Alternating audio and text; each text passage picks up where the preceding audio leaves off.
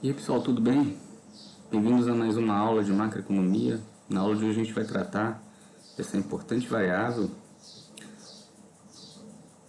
para a dinâmica macroeconômica, para a dinâmica da atividade econômica em geral, né, que é o consumo agregado. Quando o consumo vai bem, quando o consumo tá forte na economia, a economia vai bem em geral, né? Quando o consumo está fraco, quando as pessoas compram pouco, gastam pouco, a economia tende a ir mal, a patinar, né? Então, o consumo ele é muito importante para a determinação do nível da demanda agregada e do produto, tá? Inclusive, aí a gente já tem uma informação no slide que, em geral, ele representa 70% do PIB no Brasil, né? Um pouco menos que isso atualmente. Oscila entre 70% a 60%, né? 65% é uma boa média também. Então, é uma variável mais estável, comparada com o investimento, o consumo é mais estável, tá? Porém, como ele tem uma alta representatividade da demanda agregada e do nível de renda, as pequenas flutuações no consumo causam, né, grandes choques. Então, nessa aula de hoje, pessoal, a gente vai tratar de teorias que tentam explicar o comportamento do consumo agregado no tempo e suas implicações macroeconômicas, né?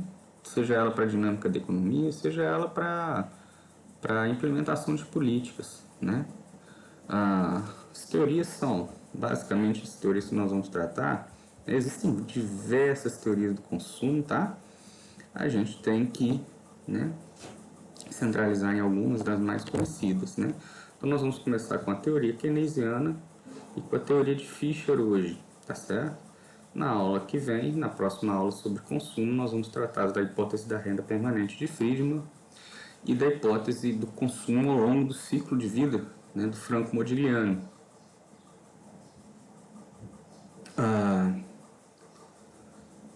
Decisões de consumir, pessoal, elas envolvem, elas geram, né, impactos de curto e de longo prazo, tá? Né? Como nós dissemos, as flutuações são altamente dependentes das variações do consumo, né? Se a economia vai bem ou vai mal. E além disso, consumir é também decidir, hoje é também decidir o quanto nós vamos consumir no futuro, né? Ou seja, quando a gente né, realiza decisões de consumo, nós estamos também realizando decisões de poupança, né? Então, nós vimos em todas as aulas da teoria do crescimento, né, que a taxa de poupança é uma variável extremamente importante, de forma que, né, ao entender melhor o consumo, nós também vamos entender melhor os determinantes da taxa de poupança, correto? Nós vamos trabalhar muito com isso ao longo das aulas. Então, vamos, sem mais delongas, vamos para a teoria keynesiana, né? E é baseada, pessoal, em três postulados, né? O postulado central da teoria keynesiana é o que a gente chama de regra psicológica do consumo. Keynes assumia, tá, que os consumidores eles se comportavam de maneira a consumir, né, a gastar com consumo uma fração de sua renda corrente, né? Então ele admitia que sempre que a renda corrente variava, a variação do consumo seria proporcional a essa variação da renda. Digamos que a renda aumente em 10 unidades. O consumo aumentaria aí em torno de 7 a 8 unidades. Né? Essa é a regra psicológica de Keynes e essa razão é estável, segundo ele. Uma outra hipótese de Keynes é que há uma tendência declinante na propensão média a consumir. O que é a propensão média a consumir? Porque a gente precisa fazer uma distinção rápida, né? A regra psicológica está associada com a propensão marginal a consumir. Tá? Deixa eu destacar para vocês aqui. E diz o quê? Quanto que o consumidor gasta a mais, né, com bens de consumo, à medida que a renda aumenta. Eles também conjecturava a respeito da propensão média a consumir, que é nada mais nada menos que a proporção do consumo na renda. Ele considerava que a propensão média a consumir caía com o aumento da renda. Ele assumia, portanto, né, que à medida que a renda aumentava e a população e o país ficasse mais rico, a poupança se elevaria proporcionalmente à renda, né? Isso aqui também está associado àquela questão, pessoal, de que normalmente famílias e indivíduos mais ricos, mais abastados, consomem uma proporção menor de sua renda, correto?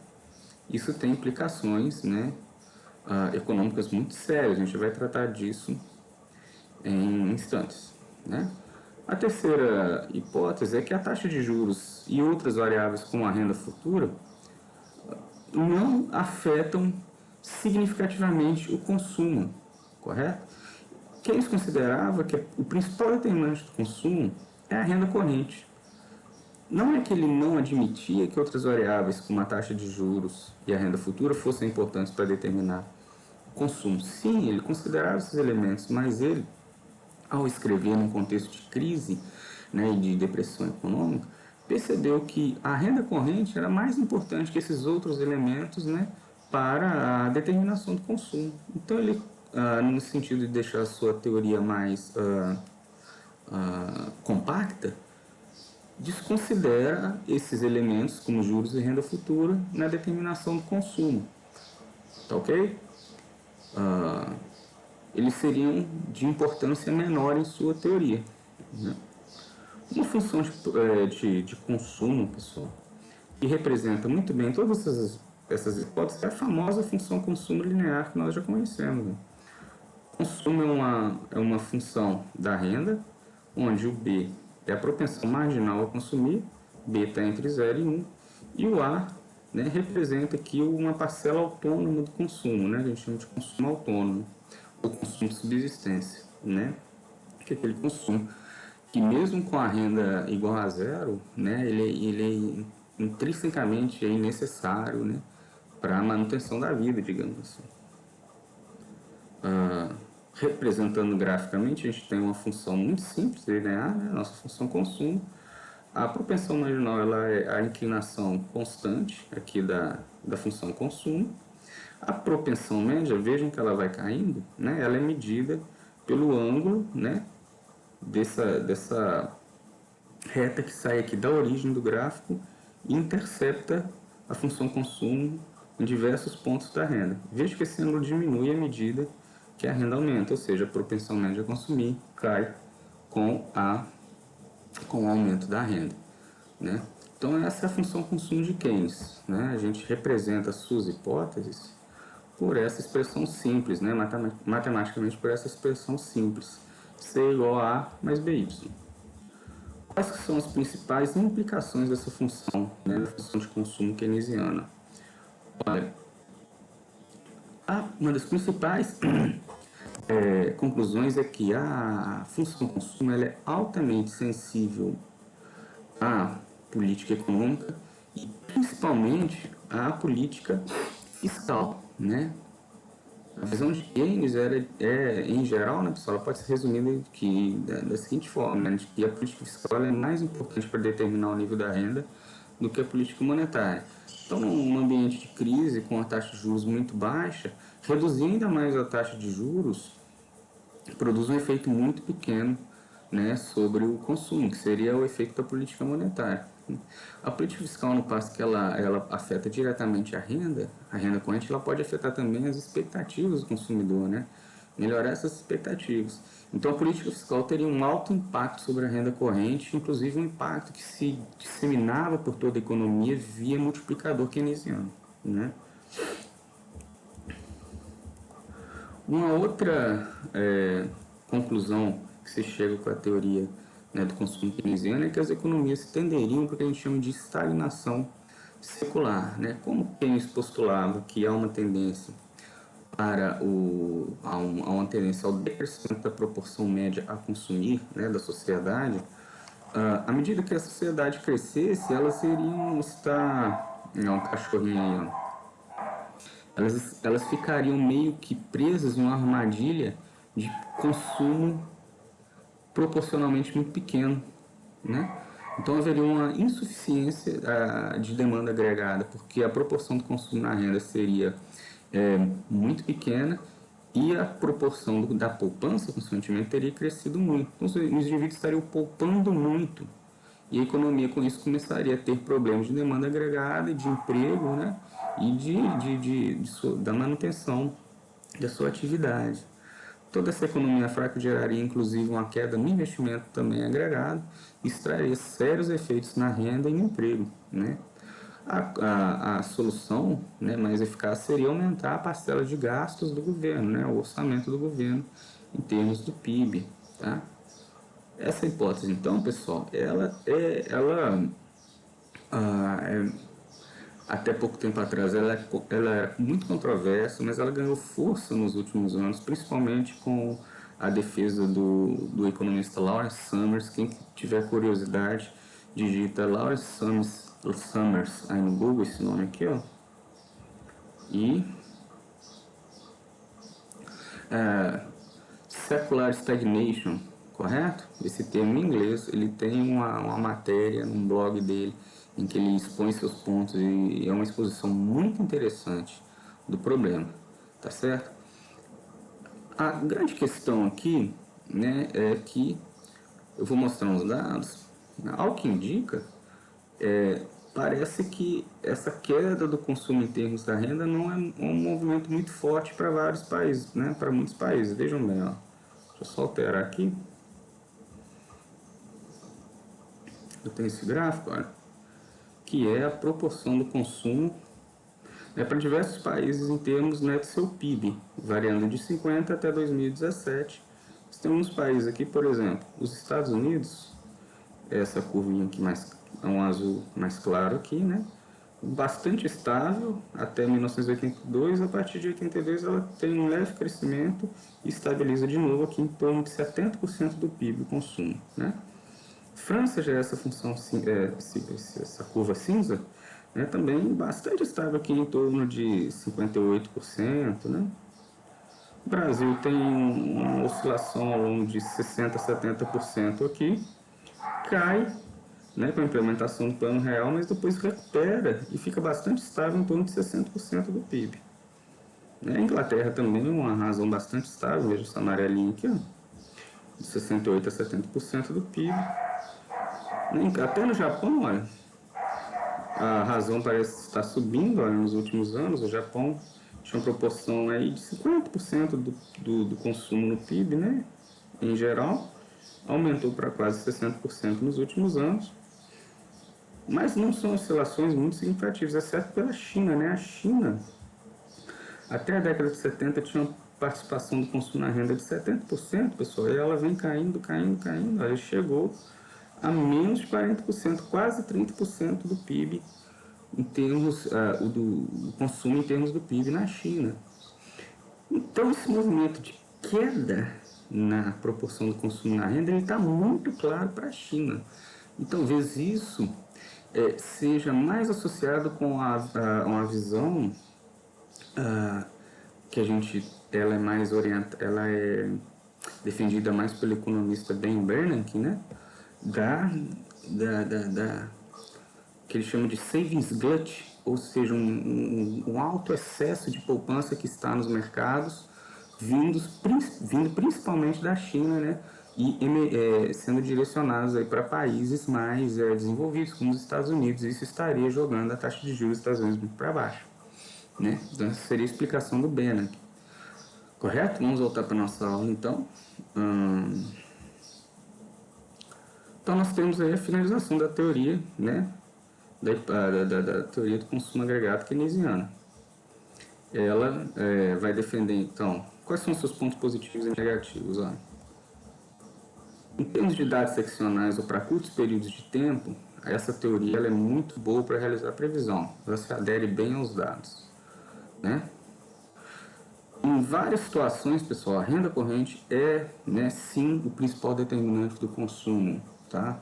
Então, esse é um ponto muito importante da teoria do consumo agregado. A renda corrente é o que a gente chama, inclusive, de excesso de sensibilidade do consumo à renda corrente. Por que isso acontece? É uma questão que diversos teóricos tentam explicar. A gente vai apresentar algumas respostas aqui ao longo do curso. E, né, sua simplicidade. É uma teoria que a gente consegue compreender e que resume o comportamento do consumo às respostas de um choque, aos choques de uma variável apenas, né? Quais são os pontos negativos da teoria keynesiana? Os principais pontos negativos são que, em longo prazo, ela perde poder preditivo. Em longo prazo, parece que a razão C sobre Y se estabiliza. Então é como se a gente tivesse duas funções de consumo. Uma que tem uma propensão média a consumir declinante, que ela é boa em curto prazo, e uma que tem uma propensão média a consumir, ou uma proporção do consumo na renda, constante ao longo do tempo, tá? Que essa estaria mais adequada ao longo prazo. Isso aqui é o que a gente chama de puzzle da função consumo, que foi levantado por Kuznets inicialmente. O grande componente da teoria keynesiana é a regra psicológica. Ela não é derivada de um modelo formal, mas de uma suposição que Keynes faz a partir do comportamento, né, que ele observa das pessoas. Né? Ele acredita muito nessa regra psicológica, mas ela pode não ser verdade, né? Pode ser que os consumidores não se comportem da forma que ele postulou, né? Contudo, pessoal, tem teorias hoje, inclusive prêmios Nobel, na área da economia comportamental, que indicam que sim, parece que a regra psicológica é um bom modelo de comportamento para descrever o consumo, tá? Então isso é uma linha mais recente, né? Muito recente da teoria, muito interessante, e quem quiser procurar mais é só estudar, né, a questão da abordagem comportamental do consumo agregado, ou teorias comportamentais do consumo agregado.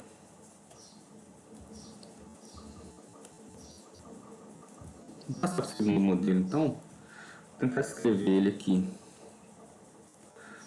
Nessa aula, vou tentar passar toda a sua descrição e, inclusive, passar um exercício, tá, pessoal? Mas se ficar muito longa a aula, eu vou quebrar ela em outra parte para a gente fazer o exercício com tranquilidade numa outra aula, que a gente já vai gravar, tá certo?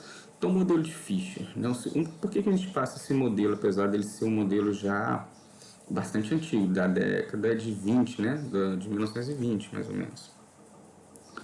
Porque ele é um modelo, pessoal, que deu o ponto de partida para as várias abordagens intertemporais do consumo, né?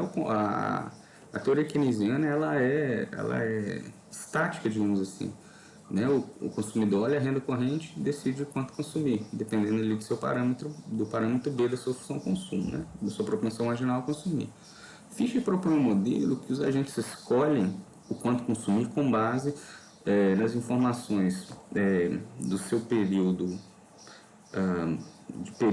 seu período de vida mais próximo e do que ele considera como uma velhice, como se ele decidisse entre juventude e velhice, ou seja, está colocando dinâmica temporal no modelo, né? Isso vai, né, estimular e vai ser uma forma de modelar consumo em várias outras abordagens mais modernas, né? Os agentes escolhem o quanto consumir não só olhando as informações correntes, mas também fazendo projeções, né, ou previsões das variáveis relevantes no futuro, né? Então, o modelo de Fischer ele vai ter dois períodos de tempo, tá? O período de tempo 1 ou 2 que a gente pode pensar como juventude e velhice.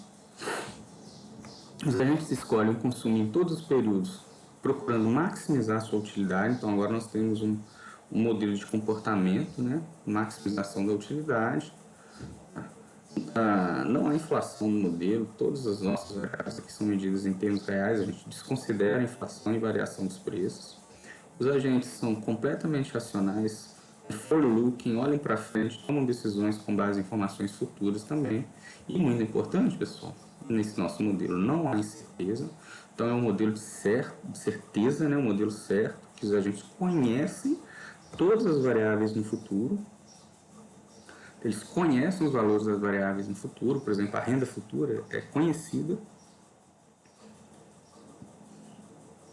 e não há informação assimétrica também, entendeu? Então, todas as informações que eu tenho a respeito da minha renda e da taxa de juros da economia, tudo que é relevante, as outras pessoas também irão ter. Então todo mundo tem a mesma base de informação, não há informação assimétrica.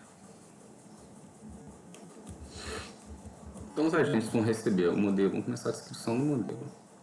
A gente recebe a renda Y1 no primeiro período, né? Consomem C1 e fazem uma poupança que pode ser positiva ou negativa. Se o consumo é menor do que a renda no primeiro período, o indivíduo é um poupador. Se é igual, o indivíduo não faz poupança nenhuma, né? Mas se o consumo é superior à renda, pode acontecer, ele vai ter que realizar um empréstimo. Ele vai ter que procurar um empréstimo, tá? Se essa poupança é positiva, né, se o indivíduo consome menos que a renda no primeiro período, ele leva uma poupança positiva no segundo período, ou ele prejudica o consumo no segundo período nesse valor, né? Então a gente pode escrever que o consumo no segundo período vai ser 1 mais a taxa de juros real da economia, vezes essa poupança, que pode ser negativa ou positiva, mais a renda do segundo período, né? Substituindo a poupança por Y menos C1 aqui, nós temos o seguinte, olha, a gente está trabalhando aqui para construir, né, a partir dessa equação aqui, ó, o que a gente chama de restrição orçamentária intertemporal do indivíduo, né? Veja bem, a gente chama de ROI, tá? Se a gente estiver referindo a ROI, é restrição orçamentária intertemporal. Rearranjando os termos, olha, a gente estava aqui, né, a C2 é 1 mais R vezes a poupança mais Y2, né? Rearranjando os termos, a gente vai ter 1 mais R Y1 menos 1 mais R C1 mais Y2, ou essa versão aqui da restrição orçamentária que é importante, porque a gente traça ela no gráfico, tá? A gente vai fazer dessa forma, C2 em função desses dois componentes de renda da juventude, renda da velhice, menos 1 mais RC1. Então, quando a gente tiver no diagrama C1, C2 no eixo Y, C1 no eixo X, a gente vai estar traçando dessa restrição orçamentária aqui, ó. Tá?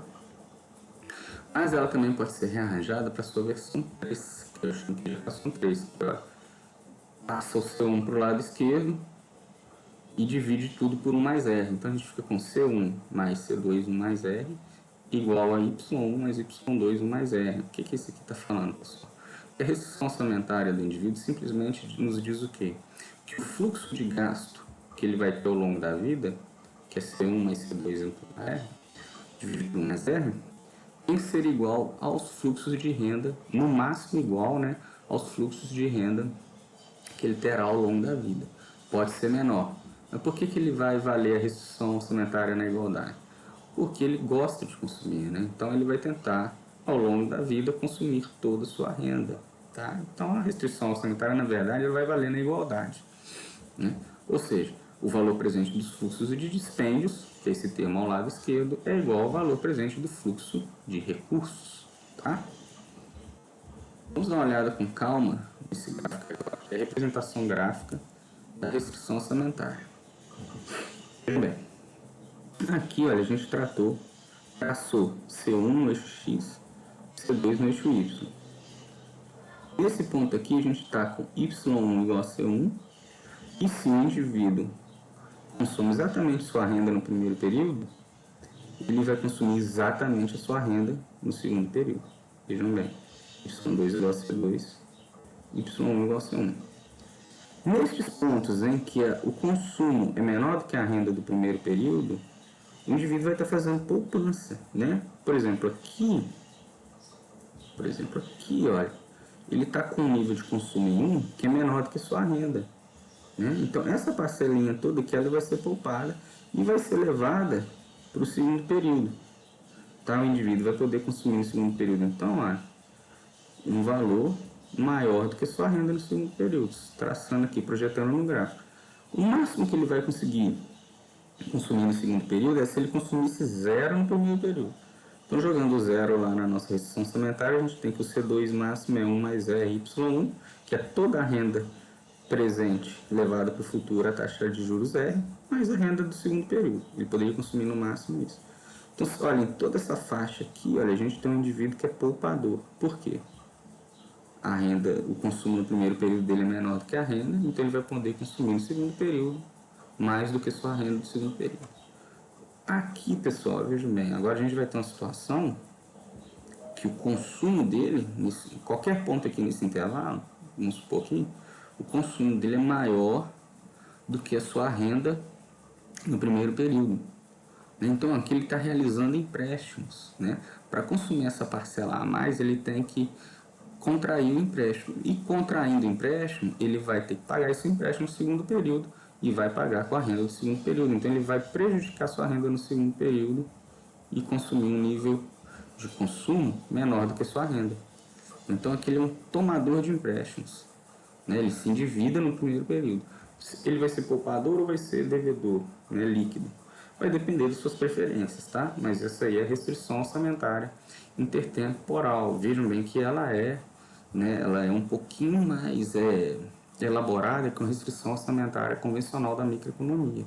Ela tem essa informação aqui de contratação de empréstimos, né? ou de realização de poupança, né? Passe um tempo, pessoal, tentando entender bem essa figura, tá? Qual que é o consumo máximo no primeiro período?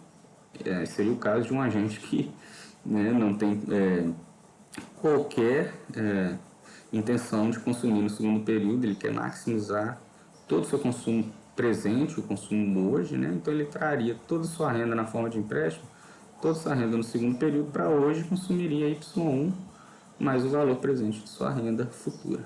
Então essa é a restrição orçamentária. Com boa teoria do consumo, agora nós vamos traçar as curvas de indiferença e achar o ponto de ótimo.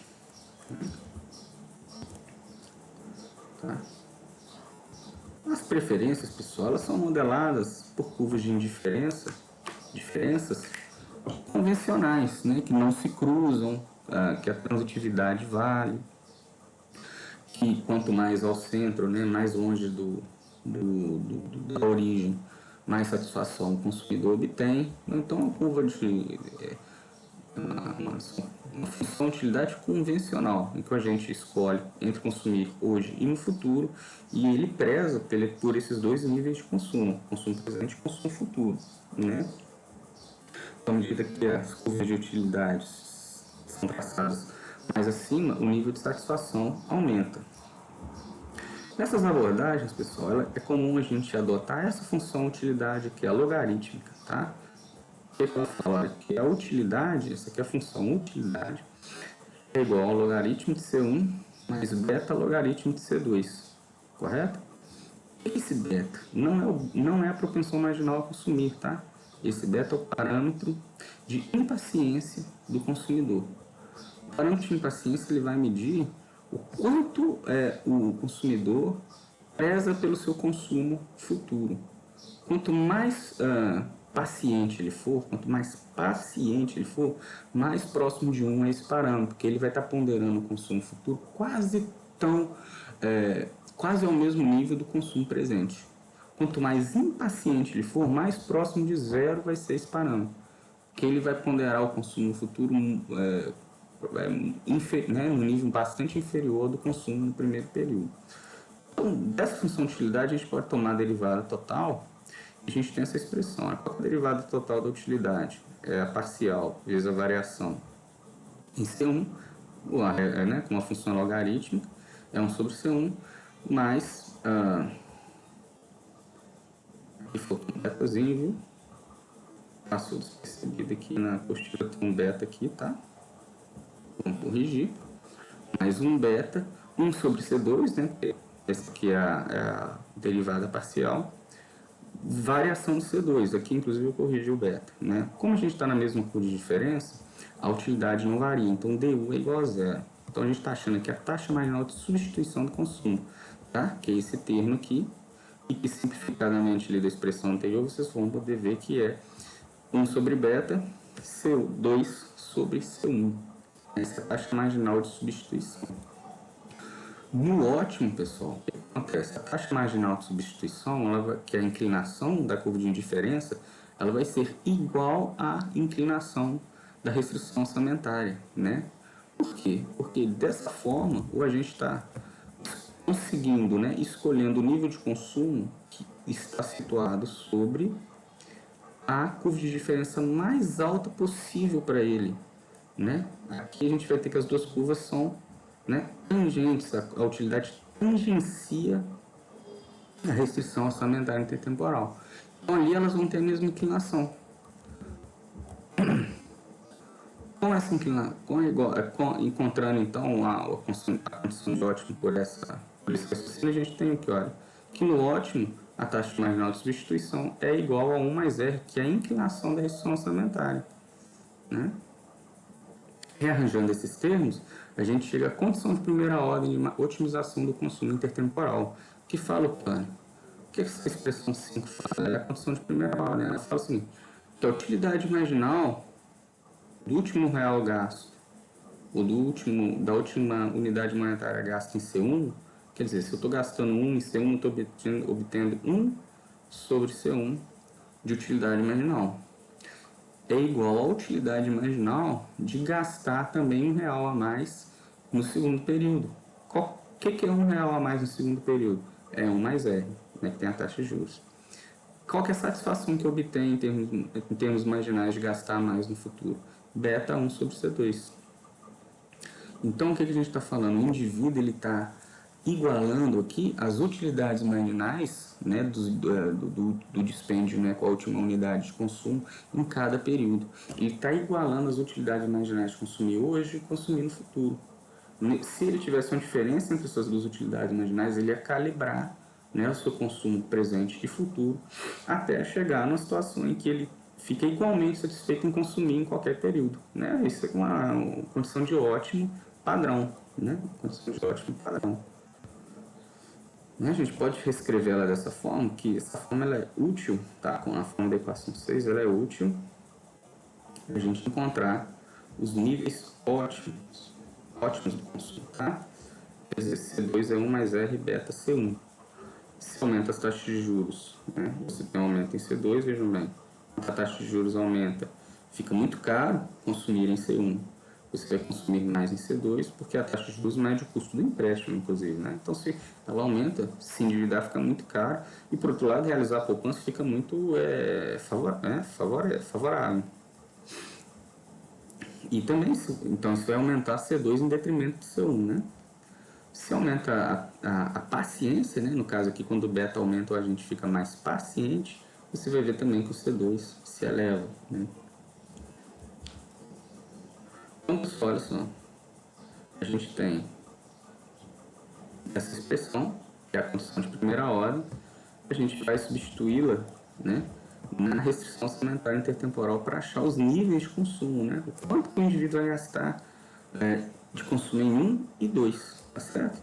Então a gente tem a restrição orçamentária, que é esse elemento aqui, ó, né? E a gente tem essa aqui é a ROI, tá?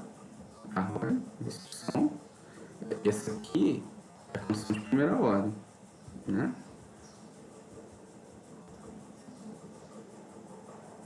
Vamos substituí-la para a gente encontrar os níveis ótimos de consumo. Então, o que a gente faz? Ó? A gente simplesmente está igualando aqui C2, tá, a essa expressão aqui. Ó. Vamos coletar os termos, tá? Um pouquinho aqui, a álgebra é um pouquinho chatinha, mas é fácil de chegar a esse resultado. Olha que C1 é 1 sobre 1 mais beta de Y mais 1 mais R, Y2, 1 sobre 1 mais R, Y2, e C2, né? Substituindo esse nível de C1 aqui, olha, você pode pegar esse C1 agora e substituir ele aqui, correto? De novo, você vai chegar a um nível de C2 que é beta, 1 mais beta, né? Então, é como se o beta ponderasse, né? Fosse o fator ponderador, C1 e C2, desses níveis de renda. Vejam bem, então, tanto C1 como C2, ó, dependem da renda ao longo da vida, né? Essa renda de hoje e da renda futura. Tanto C1, olha, C1 depende de Y positivamente e de Y2 positivamente. C2 vai depender de Y positivamente e de Y2 positivamente, né? O que a gente fala, olha, vamos terminando essa primeira aula aqui com essas implicações, tá?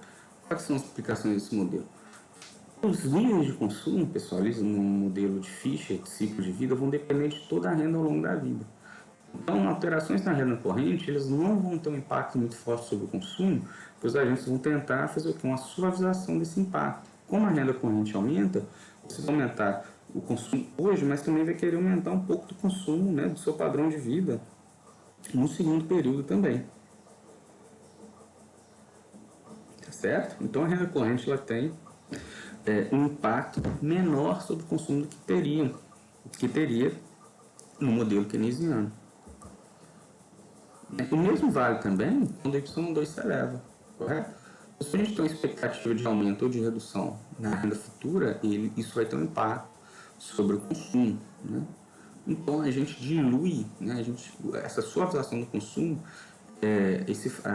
essa ação de diluir as variações na renda entre os diversos períodos de vida para que o consumo não seja muito impactado, tá?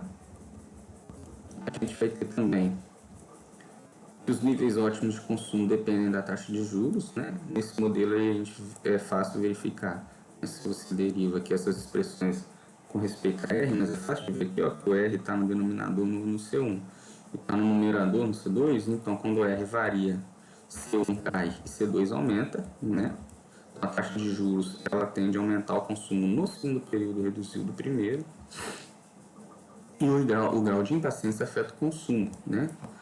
Aqui para as derivadas parciais, ó, você tem que um aumento da impaciência, né? Desculpa aqui, olha aí que tá, no beta está aumentando, então está tendo um aumento da paciência, né? Quando o beta a paciência aumenta, o consumo no primeiro período cai, e quando a paciência aumenta, o consumo no segundo período aumenta, né? Vou fechar a aula aqui agora, então, pessoal, com um desafio para vocês. O desafio é partir desse problema de maximização, tá? Que é um problema simples, olha, função utilidade, você vai derivar ela em C1 e C2, sujeita a essa restrição intertemporal. O lagrangiano vai ser esse aqui, ó, ln de C1 mais beta ln de C2, mais multiplicador de Lagrange que multiplica a restrição orçamentária. Você vai achar as condições de primeira ordem de C1, de C2 e também a derivada, né, do lambda, que é essa folga. E encontrar, com esse probleminha, o desafio é vocês encontrarem essas mesmas expressões aqui, tá bom? A 7 e a 8. Então agora a gente vai fechar essa aula, e na próxima aula a gente vai tratar de um exemplo numérico, correto? A respeito desse exercício aqui. Então é isso aí. Vamos lá tomar um café, tomar uma aguinha e já volta para a segunda parte. Até mais!